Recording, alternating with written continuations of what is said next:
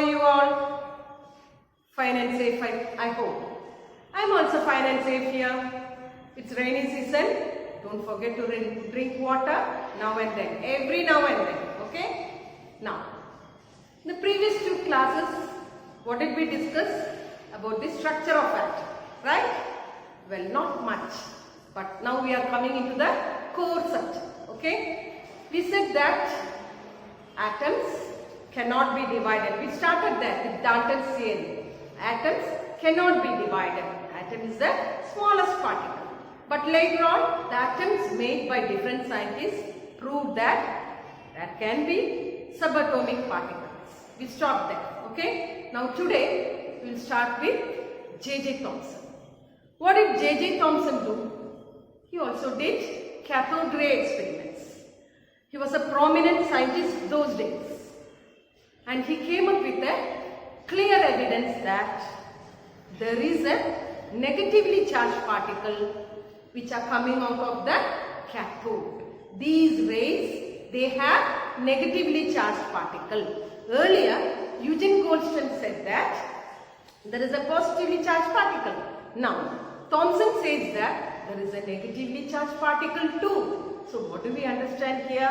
Atoms contain subatomic particles. Now, J.J. Thomson gave it a name too. What did he name the negatively charged particle? He named it as electron.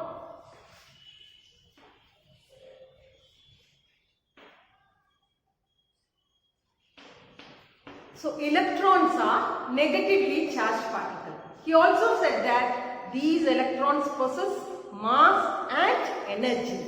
Okay, now clear? Thomson gave a clear evidence that there is a negatively charged particle inside the atom. He named it as electron. And he also said that these electrons possess mass and energy. Now we have two subatomic particles in our hands. Which are they? One is positively charged particle. And the second one is negatively charged particle, which is named as electron. The next scientist who did advanced studies in the structure of atom is Ernest Rutherford. Who was he? Ernest Rutherford.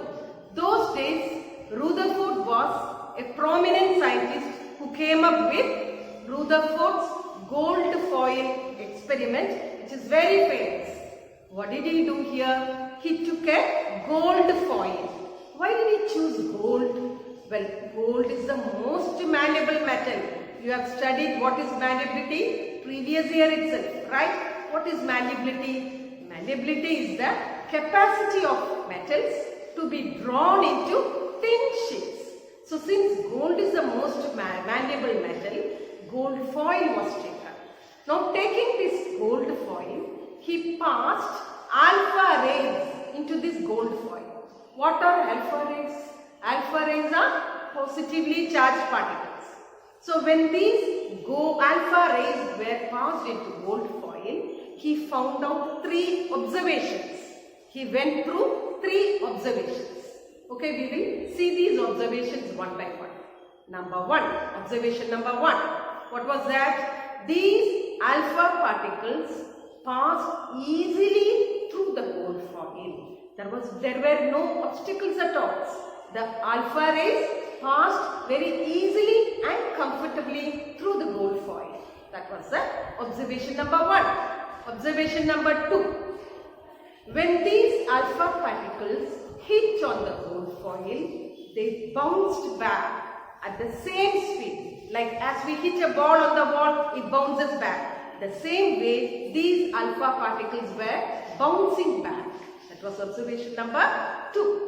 What was observation number three? When these alpha particles were hitting the gold foil, some particles took a small deflection. What is deflection? Angle variation, small angle variation. They took a small deflection and they came back little slow. So these were the three observations made by Rutherford. Now observations are, see, now what happens? We'll have to come to an inference. So based on these observations, he came up with 3 inferences. What were the inferences?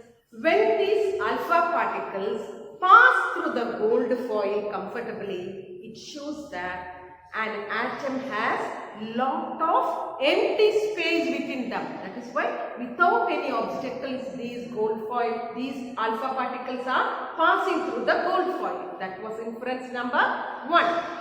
Now inference number 2. When these alpha particles are hitting these gold foil, they are bouncing back at the same speed. It shows that alpha particles are hitting something positively charged inside the atom.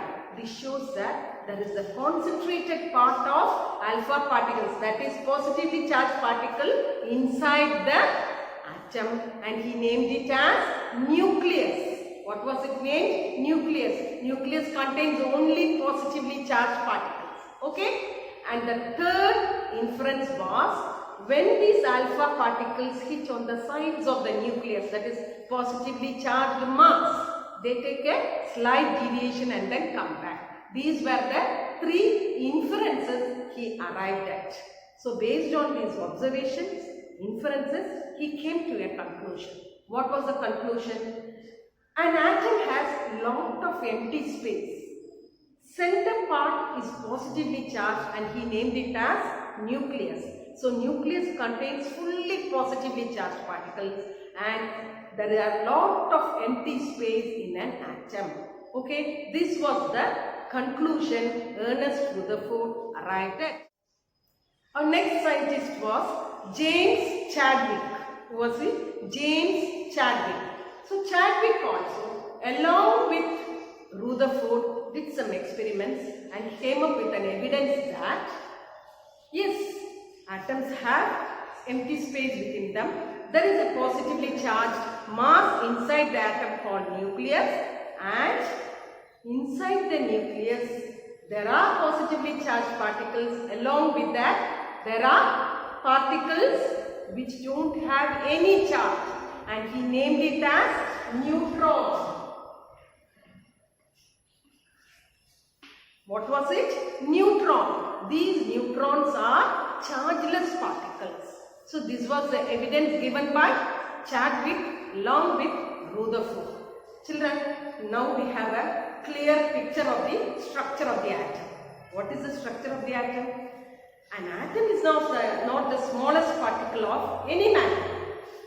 Atoms can be subdivided, or rather there are particles found inside the atom which we call as subatomic particles. One is positively charged, which was later named as proton.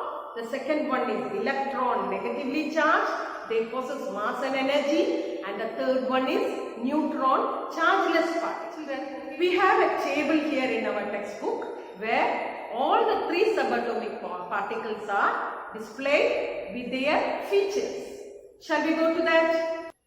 What does the first column say? First column is about electron. The features are, they are negatively charged. The mass is very less, that is 1 by 1837 of the mass of hydrogen atom. And the third important feature is, it is seen outside the nucleus. Look at the second column, proton. The features are positively charged. Mass is equal to that of hydrogen atom, and the position, it is seen in the nucleus, that is inside the nucleus. And the third column you can see neutron, chargeless particle, mass is equal to that of a hydrogen atom, and neutrons also are seen inside the nucleus. Now children, the picture is very clear now. The structure of the atom we have studied very clearly. An atom has 3 subatomic particles, electrons, protons and neutrons. In that, protons and neutrons are found inside the nucleus, whereas electrons are seen outside the nucleus. This is the conclusion all these scientists have arrived. Now we have a clear idea about the structure of the atom. But again, there comes a question. Questions should be more and more from you children. Then only it shows that you are inquisitive. You have to learn more and more, right? Now what is the question? We know that atom has got lot of of charges inside. It may be positive or negative. In that case, how does it become neutral? How is it stable? See, this is a chalk in my hand. This chalk is made up of chalk molecules, and the molecules are made up of atoms of chalk molecules. If these atoms have positive and negative charge, then I won't be able to hold this chalk. Only because it is stable, I am able to hold this chalk. Just now we said that atoms contain lot of charges. Then how come the atoms are neutral? Shouldn't we come up with an answer for that? Yes. For this, again Rutherford came up with another evidence. What was that? His theory was called as Rutherford's planetary model of an atom. What is planetary model? You surely know about it. It refers to our solar system. Just imagine the solar system. What happens in the solar system? The sun is there in the center and the planets are revolving in orbits around the sun. The same way, Rutherford said that in an atom, nucleus is the center and the electrons are revolving around the nucleus in particular orbits. Okay, this is a famous theory which is compared with the planetary model. So what did he say? The nucleus is in the center of the atom and electrons are revolving in particular orbits. And this was the planetary model of Rutherford. Again, scientists came up with questions. See children, for example, you take a playground. We have a track in our playground. You are taking, for example, may say 5,000 meter running race is going on. What will happen? An athlete, some of you are very good athletes, right? An athlete is taking the first lap on the track. Very energetic, very fastly he is running. Now he is taking the second lap. A little lesser energy, but he is taking around. Now the third lap, what happens? He is sweating. Lot of energy has gone. Fourth lap, completely drained of energy. Right? The more you take rounds, the energy is being lost there. Likewise, in the planetary model, suppose the electrons, if they are revolving in orbits, they are bound to lose their energy. In that case, these electrons should fall into the nucleus automatically. Imagine, if these electrons will fall into the nucleus, what will happen? The atoms cannot be stable. But we have clear evidence that all atoms are stable. So many other scientists came up with the question. Why does it happen? Or rather, what is the explanation for this? Rutherford couldn't come up with a proper reason or explanation for this planetary model of an atom where electrons keep revolving around their orbits, losing energy. Why? He was not able to give a proper explanation. So, the famous planetary model of an atom was also later on cancelled, or it was not considered. Children, since Rutherford couldn't come up with a proper explanation for the stability of an atom, Niels Bohr came into the picture. Okay, Niels Bohr. What did he do? He said that, he gave a very lucid explanation. He said that these electrons which are revolving around the atoms, they are in orbits. So what happens if it in orbits, if they revolve in orbits? For that he came up with 5 major ideas. What were the 5 major ideas of Niels Bohr? Come, let's have a look. The first idea. Electrons revolve around the nucleus of an atom in fixed paths called orbits or shells. Electrons in each shell have definite energy, hence shells are also called as energy levels. Third idea, as long as an electron revolves in the particular orbit, its energy remains constant. The energy of the shells increases as the distance from the nucleus increases. The shells around the nucleus can be numbered from near the nucleus as 1, 2, 3, 4, 5 are represented by the letters K, L, M, N, O. So children, what did Niels Bohr say? Very plain.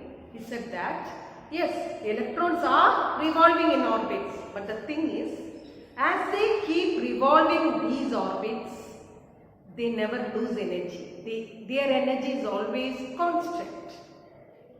And these energy levels are called as shells or orbits. Actually, he gave 3 names: orbits, shells, energy levels. Why are they called energy levels? Because as the distance of these orbits increases from the nucleus, energy also increases.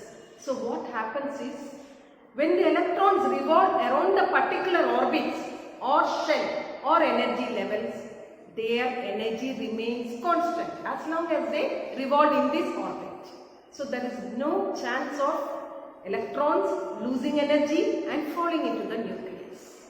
So this was the Niels Bohr atomic theory. Okay, he named these energy levels as K, L, M, N, O respectively. First level, second level, third level, fourth level, it goes on. This is a very important theory of Niels Bohr. Okay, Niels Bohr's theory is important, and his main 5 ideas are also very important, children. We will study more about this in our coming sessions. So children, take care of your health. It's rainy season now. Lots of water should be taken. And one important thing, since you are getting virtual classes, don't sit for long time with your mobiles. Mobiles are only for virtual classes. Go help out your parents. They are there taking care of you during this lockdown, right? So go and do your own home tasks. What are your home tasks? For example, getting up from bed, fold your own bed sheets. Don't give that small task to your parents. At least that small things you can do at home, right? So be helpful to your parents. Take lot of energetic foods. Drink lot of water. You won't feel thirsty these days, but it is a must that you drink water every now and then. Okay? Well, bye bye. See you in the next class.